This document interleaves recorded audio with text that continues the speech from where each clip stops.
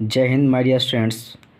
बहुत दिन के बाद मैं आप लोग के सामने रूबरू हो रहा हूँ, क्योंकि मैंने बहुत बार ट्राई किया। ऐसा नहीं कि मैंने बहुत बार ट्राई किया आप लोग के सामने आने का, लेकिन कुछ मेरी अपनी भी पर्सनल प्रॉब्लम्स हैं और कुछ अपनी भी स्टडीज़ वगैरह के कारण मैं आप लोग के सामने आ नहीं पाता हूँ। तो आज बहुत दिन के बाद मैं आप लोग के सामने आ रहा हूँ। आई होप आप लोग सब ठीक हो रहे होंगे और अपनी प्रिपरेशन को, अपनी पढ़ाई को अच्छे से कर रहे होंगे। कुछ क्वेश्चंस मैं आपके सामने लेके आया हूँ, क्योंकि आप लोग को पता है कि इस बार जो पेपर आने वाला क्लास 10 CBSE का, वो कुछ ऑब्जेक्टिव टाइप का क्वेश्चन भी आएगा। तो उसी को मद्देनज़र रखते हुए मैं कुछ क्वेश्चन आप सबके सामने लाया हूँ। और चलिए ज़्यादा टाइम व्यर्थ ना करते हुए स्टार्ट करते हैं। जैसा कि आप यहाँ देख सकते हैं, क्लास 10 का कुछ एक पहला क्वेश्चन है। यहाँ पे मैं लिखा हूँ कि bronze is a combination of. Bronze जो है कम्बिनेशन किसका है? तो बच्चों देखिए, ब्रॉन्ज और ब्रास। फर्स्ट क्वेश्चन आपका ब्रॉन्ज है बच्चों, और सेकंड है ब्रास। तो देखिए, इसमें एक्चुअली बहुत सारे स्टूडेंट्स को कन्फ्यूजन होता है। तो मैं आपको एक बार आज क्लियर कर देना चाह रहा हूँ कि ब्रॉन्ज हो या ब्रास हो, ठीक है बच्चों, उन दोनों में तीन ही एलिमेंट का केस रहता है, एक कॉपर, एक टीन और एक जिंक। ठीक है, जैसे मैं यहाँ पर लिख देता हूँ। यहाँ पर देखिए मैं लिखता हूँ कॉपर, टीन और जिंक। यही तीन एलिमेंट का खेल है। इन्हीं तीन एलिमेंट में से एलवाई बना है ब्रॉन्ज और ब्रास का। कौन कहाँ पे होगा वो देखिएगा। मैं एक सुंदर सी ट्रिक जो मैंने बनाई है, ठीक है, बहुत छोटी सी ट्रिक है। आई होप आप लोग को अच्छे लगे। देखिएगा कैसे याद करने का है, तुरंत याद हो जाएगा। ध्यान दीजिएगा। जस्ट मैं कलम चेंज कर लूँ, एक मिनट। अच्छा कोई बात नहीं, चलिए इसी से काम चला लेता हूँ। कहाँ पे रखी हुई है कलम? तो ध्यान दीजिएगा, ब्रॉन्ज। देखिए बच्चों, कॉपर तो जो है ना, कॉपर जो है ना बच्चों, कॉपर ब्रॉन्ज में भी होगा और ब्रास में भी होगा। तो कॉपर ब्रॉन्ज में भी है और कॉपर ब्रास में भी है, ये मैं लिख दिया। ठीक है, कॉपर को सोचना नहीं है बच्चों। कॉपर को आपको ब्रॉन्ज में भी रखना है, कॉपर को आपको ब्रास में भी रखना है। प्रॉब्लम होगा यहाँ टीन में और जिंक में। कौन किस में टीन होगा, किस में जिंक होगा? बच्चों टीन का सिंबल होता है, ये टीन है बच्चों, SN, और जिंक का सिंबल ZN होता है बच्चों। ठीक है, तो चलिए यहाँ पर देखते हैं। देखिए ट्रिक क्या है। कॉपर का तो टेंशन ख़त्म हो गया। अब देखिए टीन और जिंक में क्या होगा।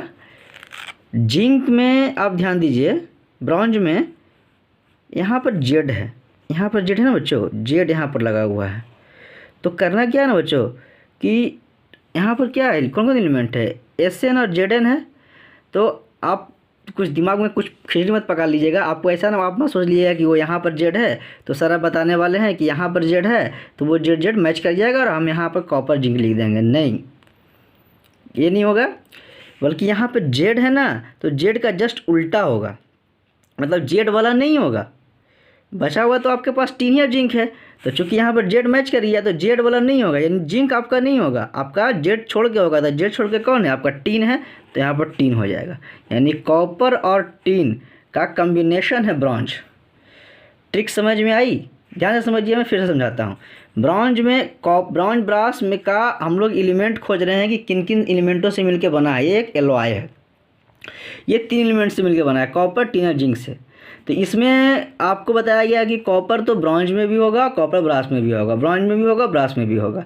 तो ये टेंशन खत्म हो गई। बात उठी कि अब टीन और जिंक में किस में टीन होगा, किस में जिंक होगा। तो इसके लिए ट्रिक किया है कि ब्रॉन्ज में जो Z लगा हुआ है ना, वो Z वाला एलिमेंट जो जिंक है, स्टार्टिंग लेटर Z है, वो नहीं होगा, बल्कि उसके अलावा जो है वो होगा। तो उसके अलावा क्या हो जाएगा? कॉपर तो कट ही गया था, अब यही दोनों बचा था, और जिंक भी खत्म हो गया, ब्रॉन्ज में नहीं होगा, तो टीन हो जाएगा, तो SN हो जाएगा। अब आते हैं ब्रास के पास। ब्रास में देखिए यहाँ पर S लगा हुआ है, तो S लगा हुआ है तो क्या हो जाएगा? S इसमें लगा हुआ है तो S वाला नहीं होगा, S तो लिखा चुका है, तो S वाला नहीं होगा तो ZN हो जाएगा इसमें, तो कॉपर और जिंक हो जाएगा।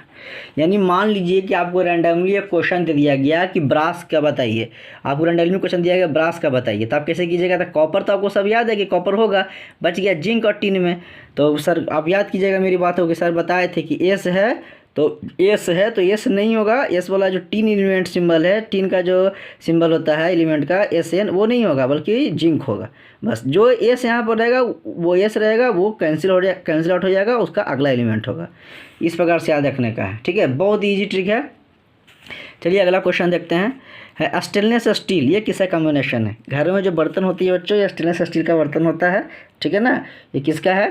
तो ये है बच्चों, देखिए इसके लिए कोई ट्रिक नहीं है, इसको तो आपको डायरेक्ट याद रखना है, मैं हर किसी की ट्रिक नहीं बना सकता हूँ, ठीक है। तो ज़्यादा ट्रिक भी ये रखना भी बहुत ही कॉम्प्लिकेटेड हो जाता है। तो स्टेनलेस स्टील का क्या है? आयरन है, निकेल है और क्रोमियम है। तो आयरन, निकेल और क्रोमियम, ये 3 एलिमेंट से मिलकर बना है स्टेनलेस स्टील, ठीक है ना।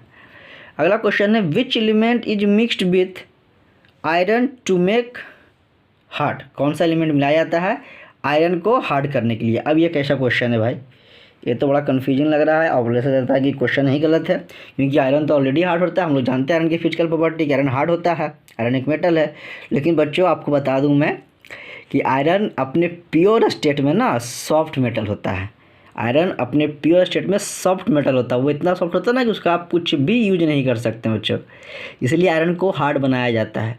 और काफ़ी इंटरेस्टिंग एलिमेंट है जो इसको हार्ड बनाता है, और काफ़ी कम परसेंटेज उसका यूज होता है, ठीक है। और उस एलिमेंट का नाम है, आज जान लीजिए, नहीं जानते हैं तो कार्बन। कार्बन का बच्चों मात्र 0.05% मिलाया जाता है कार्बन को आयरन के साथ, आयरन हार्ड बनाने के लिए।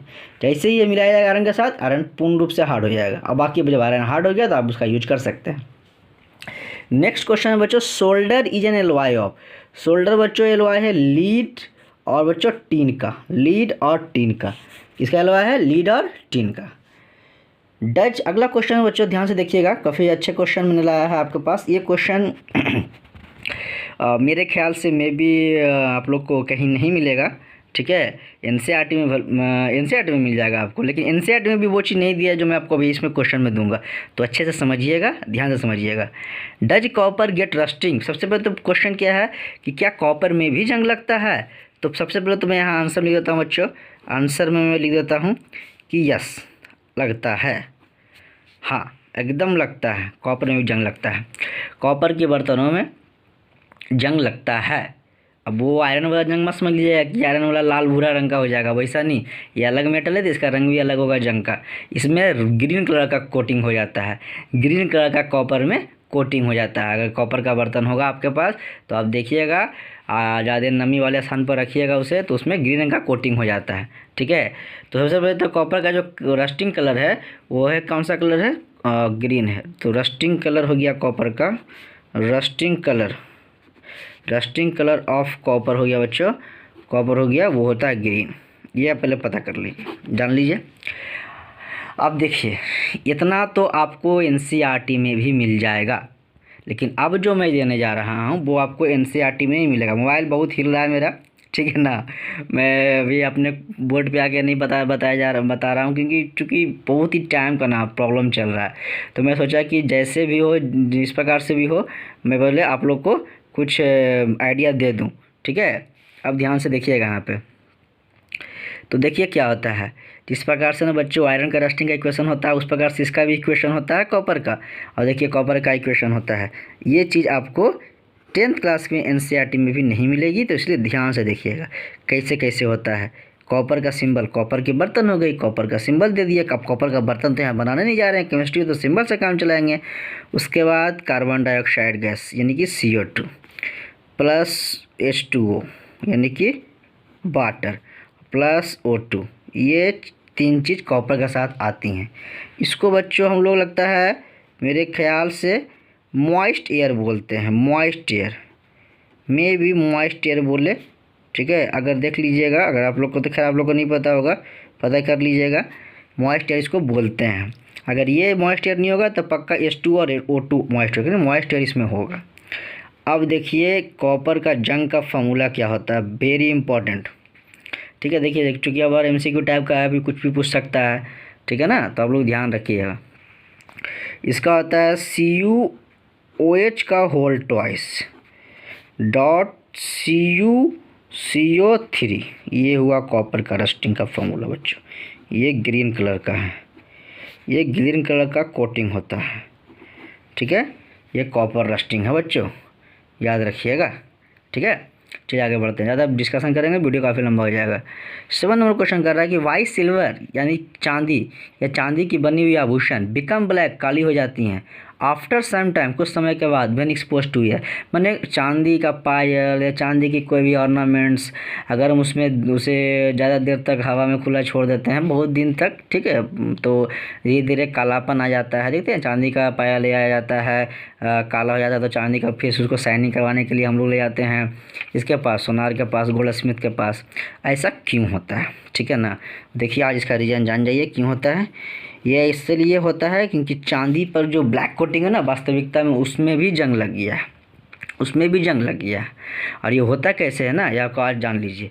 ये होता क्या है कि सिल्वर जो होता है ना ये जी, ठीक है, मान दिया चांदी है तो सिल्वर लिख दिया, हवा में एक्सपोज करने, हवा में एक गैस होती है हाइड्रोजन सल्फाइड, हालांकि बहुत कम मात्रा में होती है लेकिन होती है, और एक सड़ा हुआ अंडा से भी निकलती है, वो जहरीली गैस है बच्चों, याद रखिएगा। तो ठीक है, तो चूँकि हाइड्रोजन सल्फाइड है ये गैस, और ऐसे भी आप समझ सकते हैं, अगर आप ये नहीं बोलना चाहते हैं कि हवा में हाइड्रोजन सल्फाइड गैस है तो आप कह दीजिए कि हवा में जो सल्फर है वो मौजूद है, ठीक है ना। जब सिल्वर का ऑर्नामेंट्स या सिल्वर हाइड्रोजन सल्फाइड से रिएक्शन करती है ना बच्चों, तो ये बनाती है सिल्वर सल्फाइड, ठीक है, और हाइड्रोजन गैस अपना निकल जाएगा, ठीक है ना।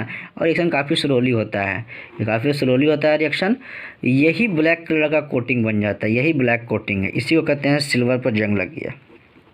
सिल्वर पर ब्लैक कोटिंग हो जाता है, सिल्वर पे जंग लग गया, ठीक है ना।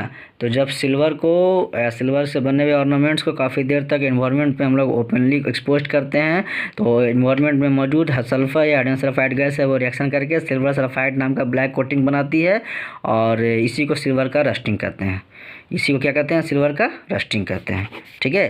तो ये कुछ क्वेश्चंस थे, 7 क्वेश्चंस जो मैंने आप लोग के सामने रखा। बहुत सारे क्वेश्चंस हैं, मैं धीरे धीरे करके एक करके लाऊंगा, और मैं कोशिश करूंगा कि मैं बराबर और रेगुलर रहूँ, ठीक है ना। ओके, तो वीडियो अच्छा लगे तो इसे शेयर कीजिएगा, अपने दोस्तों के साथ बताइए उन्हें भी इस प्रकार के क्वेश्चंस को, बहुत इंटरेस्टिंग क्वेश्चंस है, ठीक है। आगे भी इंटरेस्टिंग क्वेश्चन मैं लाता रहूँगा। आई होप आप लोगों की पढ़ाई सही चल रही होगी, ठीक है। मिलते हैं हम लोग नेक्स्ट वीडियो में, थैंक यू।